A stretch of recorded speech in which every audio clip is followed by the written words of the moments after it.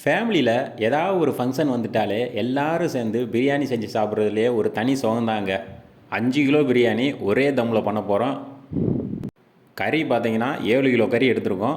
5 kilo பிரியாணிக்கு oil பார்த்தீங்கன்னா 1 litre எடுத்திருக்கோம். வெங்காயம் ஒரு 2 கிலோ, பட்டை, கிராம்பு, ஏலக்காய், ஸ்டார் அனிசி இதெல்லாம் பார்த்தீங்கன்னா ஒரு 5 கிராம் எடுத்திருக்கோம்.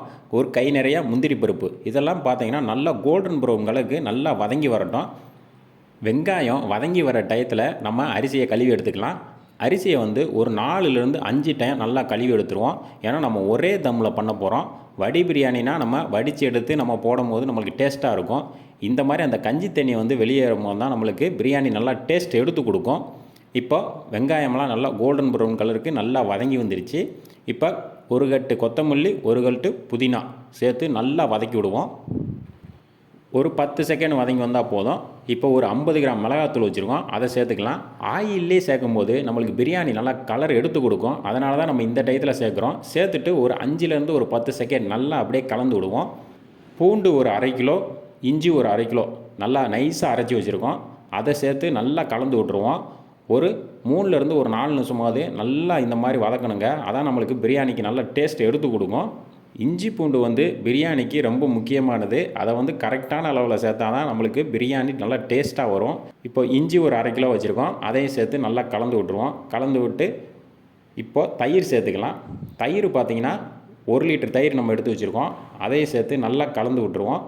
அதுக்கு பின்னாடியே தக்காளி பார்த்திங்கன்னா 2 கிலோ தக்காளி. தயிரை நல்லா கலந்து விட்ட உடனே நம்ம தக்காளியை சேர்த்துடலாம். தக்காளியும் நல்லா கலந்து விட்ருவோம். அது கூடயே கொஞ்சமாக உப்பும் சேர்த்துக்கலாம்.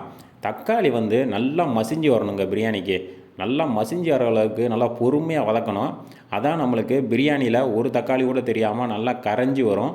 இந்த பார்த்தீங்களா, நல்லா ஸ்லைஸாக கட் பண்ணி வச்சுருக்கோம். ஒரே பதத்தில் கட் பண்ணி வச்சுருக்கோம் எல்லாமே. இன்றைக்கி நம்ம கோழிக்கறி பார்த்திங்கன்னா 7 கிலோ எடுத்து வச்சுருக்கோம். 5 கிலோ பிரியாணிக்கு ஒரு 2 கிலோ கோழிக்கறி அதிகமாகவே சேர்க்குறோம். அதான் நம்மளுக்கு பிரியாணி நல்லா டேஸ்ட்டாக வரும். நம்ம எந்த தேவையில்லாத மசாலாவும் இதில் சேர்க்க போகிறது இல்லைங்க. அவ்வளோதாங்க. இப்போ பட்டை, கிராம்பு, ஏலக்காய் ஒரு 5 கிராம் ஃபஸ்ட்டே நம்ம சேர்த்துட்டோம். இன்னும் ஒரு 5 கிராமை நம்ம பொடியாக அரைச்சி வச்சுருக்கோம். அதை தக்காளி நல்லா இந்த மாதிரி மசிஞ்சு வந்ததுக்கப்புறம் நம்ம அதை சேர்த்துக்கலாம். இப்போது இந்த மாதிரி பொடி அரைச்சி சேர்க்கும் போது நம்மளுக்கு பிரியாணி நல்லா கமகமன்னு வருங்க. வாசனை சூப்பராக பார்த்தீங்கன்னா தக்காளி மசிஞ்சு வந்துருச்சு. இப்போ அந்த பொடியை அரைச்சி வச்சுருக்கோம். இப்போ அதை சேர்த்துக்கலாம். சேர்த்துட்டு ஒரு 2லேருந்து ஒரு 3 நிமிஷம் நல்லா கலந்து விட்டுட்டு தேவையான அளவு தண்ணி சேர்த்துடலாம். ஏன்னா நம்ம வாங்கியிருக்கிறது பிராய்லர் கோழி. நம்ம கறியை இதோடு சேர்த்து நல்லா மிக்ஸ் பண்ணோன்னா கறியெல்லாம் உடஞ்சிரும். அதனால் நம்ம தண்ணி சேர்த்து மசாலா நல்லா வெந்து வந்ததுக்கப்புறம் தான் நம்ம கறியை சேர்க்கணும். இப்போ 1க்கு 1.5 சேர்த்துக்கலாம். ஒரே தம்மில் நம்ம பிரியாணி பண்ண போகிறோம். அதனால் நம்ம 1க்கு 1.5 தண்ணி சேர்த்துருக்கோம். ரொம்ப அதிகமாக சேர்த்துடக்கூடாது, அப்புறம் அரிசி குழஞ்சிரும். ஏன்னா நம்ம கறியிலேருந்து வேறு தண்ணி வரும். கறி பார்த்திங்கன்னா தெரியும், 7 கிலோ கறியிலிருந்தும் தண்ணி இறங்கும். அப்படிங்கும் போது ரைஸ் குழையிறதுக்கு வாய்ப்பு இருக்குது. அதனால் நம்ம தண்ணியை கரெக்டாக சேர்க்கணும். இப்போ கறியை சேர்த்துடலாம். நம்மளுக்கு மசாலா பார்த்திங்கன்னா ஒரு 15 நிமிஷம் நல்லா வெந்து வந்திருக்கு. மசாலா வெந்து வந்ததுக்கப்புறம் தான் நம்ம கறியை சேர்த்துருக்கோம். நல்லா ஹை ஃப்ளேமில் வச்சு ஒரு 5 நிமிஷம் அப்படியே விட்டுறலாம். அப்புறம் நம்ம பின்னாடியே ரைஸ் சேர்த்துடணும். ரொம்ப நேரம் நம்ம வேக வைக்கக்கூடாது கறியை, அப்புறம் உடஞ்சிரும். இப்போ பார்த்திங்கன்னா ஒரு 5 நிமிஷம் ஆச்சு. இப்போ நம்ம அரிசியை சேர்த்துக்கலாம். அரிசியை சேர்த்து நல்லா கலந்து விட்ருவோம். இந்த டயத்தில் தாங்க நம்ம ஸ்பீடாக பண்ணணும். ஏன்னா கறி ரொம்ப வெந்துருச்சுன்னா நம்மளுக்கு கறி பார்த்திங்கன்னா ரொம்ப உடஞ்சி வரும். அப்புறம் நம்மளுக்கு முழுசாக எந்த பீஸுமே கிடைக்காது. அதனால தான் இப்போ நல்லா கலந்து விட்டாச்சு. தட்டு போட்டு மூடிடலாம். நல்லா கொதித்து வரட்டும். நம்ம மெதுவாக கலந்து விட்டுட்டு தம் போட்டுடலாம். தண்ணியோட பக்குவம் பார்த்திங்கன்னா கரெக்டாக அரிசிக்கு கொஞ்சம் மேலே இருந்தால் போதும். அதுக்கு தகுந்த மாதிரி தான் நம்ம தம் போடணும்.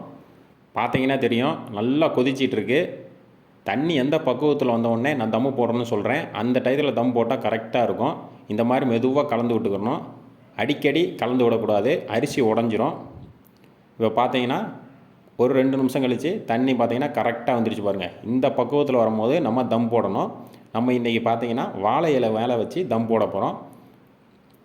அது கூடயே கொஞ்சமாக முந்திரி, அப்புறம் நெய் இதையும் சேர்த்து வச்சு தம் போட்டு அது மேலே லாஸ்ட்டாக மேலே ஊற்ற போகிறோம்.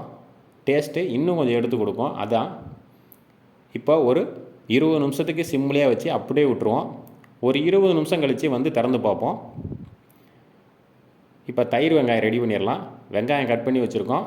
தயிரை உடச்சி ஊற்றிட்டு அப்படியே வெங்காயத்தையும் தயிரையும் மிக்ஸ் பண்ணாமல் அப்படியே சாய்ச்சி வச்சுருங்க. அதிலேருந்து தண்ணி வந்து வெளியே வரும். அதை வெளியே எடுத்துட்டு அதுக்கப்புறம் வெங்காயத்தையும் தயிரையும் மிக்ஸ் பண்ணி பாருங்கள். நம்மளுக்கு தயிர் வெங்காயம் நல்லா சூப்பராக நல்லா கெட்டியாக வரும். இப்போ ஒரு 20 நிமிஷம் கழித்து தம்மை ஓப்பன் பண்ணியாச்சு.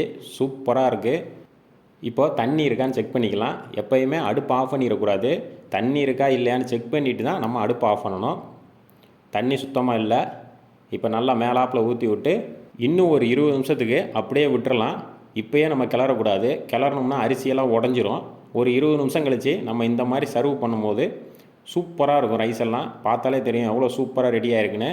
அவ்வளோதாங்க, ஈஸியாக 5 கிலோ சிக்கன் பிரியாணி செஞ்சு முடிச்சிட்டோம். அரிசியெல்லாம் பார்த்தா தெரியும், நல்லா உதிரி உதிரியாக வந்திருக்கு பாருங்கள். உங்களுக்கு இந்த வீடியோ பிடிச்சிருந்துச்சுன்னா மறக்காமல் சப்ஸ்கிரைப் பண்ணி லைக் பட்டனை தட்டுங்க.